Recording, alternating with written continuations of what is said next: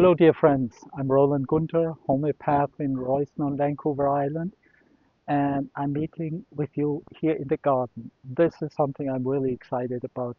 I'm not a master gardener, and I struggled with this pear tree really for 4 years. It had the pear rust, and it was pear rust. It's a fungal disease. It was every leaf, the whole thing was crippled and dappled with rust.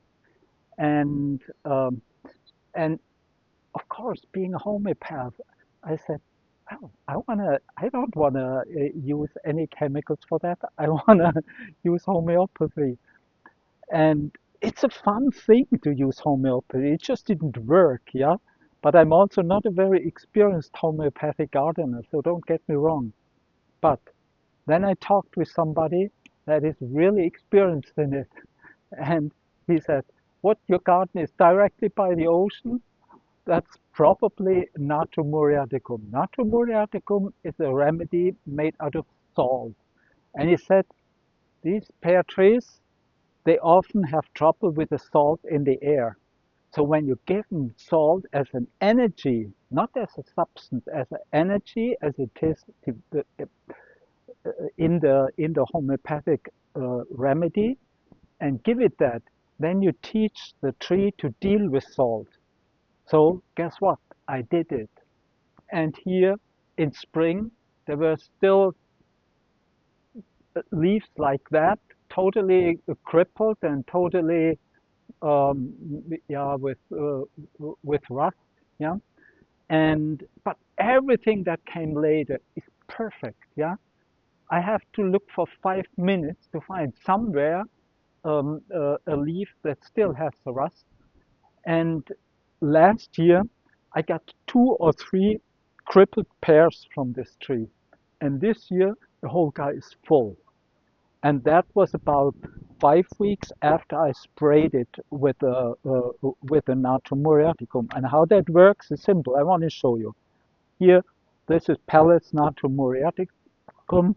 I I used 30C, put 10 pellets into a spray bottle, shake it until it's all dissolved, and then I simply ja, sprayed it, but from the other side, so that doesn't come to me. Yeah, I sprayed it the whole thing. You also, when it's too big, your tree is too big, then you just spray what you can reach and pour a little bit in a watering can and wet the ground with it. So that also works. However, the tree gets it, and I'm just totally excited.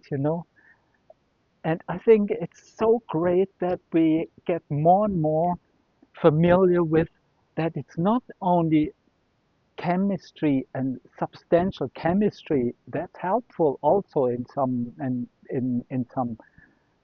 cases, but it has a lot of toxicity.